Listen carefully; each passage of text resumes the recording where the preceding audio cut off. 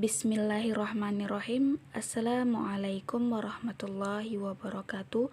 Perkenalkan, nama Ananda Asriatul Hasanah, nomor NIM 20140300040. Baiklah, pada kesempatan kali ini Ananda akan menyampaikan materi tentang nuzul Al-Quran, yakninya poin yang pertama, cara turunnya Al-Quran, dan yang kedua, masa turunnya Al-Quran. Baiklah, kita masuk kepada poin yang pertama, yakninya cara turunnya Al-Quran. Cara turunnya Al-Quran berbeda dengan kitab-kitab suci samawi lainnya.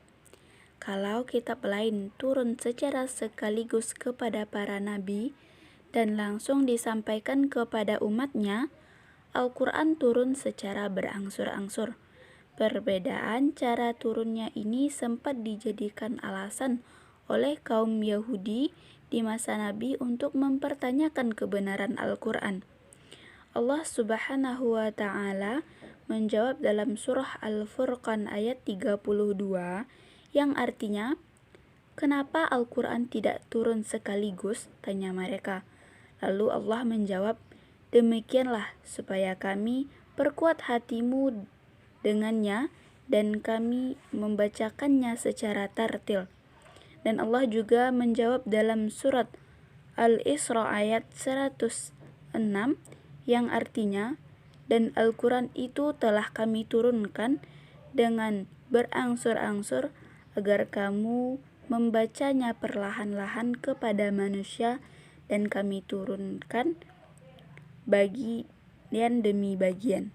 Tujuan penurunan Al-Quran secara bertahap adalah agar ayat-ayat tersebut masuk secara kuat ke dalam hati dan otak kaum muslimin. Setiap ayat menjadi sangat kontekstual karena diturunkan dalam situasi yang relevan. Setiap kali muncul problem yang berkaitan dengan umat Islam, maka untuk menyelesaikannya, ayat atau surah diturunkan. Peristiwa itu disebut dengan asbabun nuzul. Tujuan lain dari penurunan secara bertahap adalah agar Al-Quran bisa dihafal dengan mudah. Terkait erat upaya penjagaan Al-Quran sebagai kitab suci abadi. Nabi Muhammad SAW adalah Rasul terakhir. Al-Quran juga adalah kitab suci terakhir. Setelah Al-Quran turun, Allah tak akan menurunkan kitab suci apapun. Karena itu, Allah Subhanahu wa Ta'ala merancang secara rapi cara-cara agar Al-Quran bisa disampaikan dari generasi ke generasi. Kita masuk kepada poin yang kedua, yakninya masa turun Al-Quran. Para ulama menjadikan periode masa turunnya Al-Quran menjadi dua. Yang pertama periode Mekah dan yang kedua periode Madinah. Periode Mekah dimulai ketika Nabi Muhammad SAW pertama kali menerima ayat-ayat Al-Quran pada 17 Ramadan, pada 41 hari kelahiran beliau hingga awal Rabiul Awal ke-54 dari kelahiran beliau, yaitu sewaktu beliau akan berhijrah meninggalkan Mekah menuju Madinah.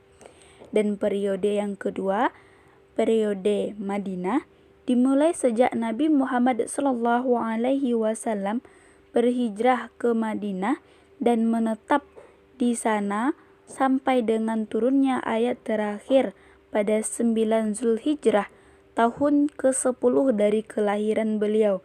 Dengan demikian, periode Mekah selama 12 tahun 5 bulan 13 hari dan periode Madinah selama 9 tahun 9 bulan 9 hari.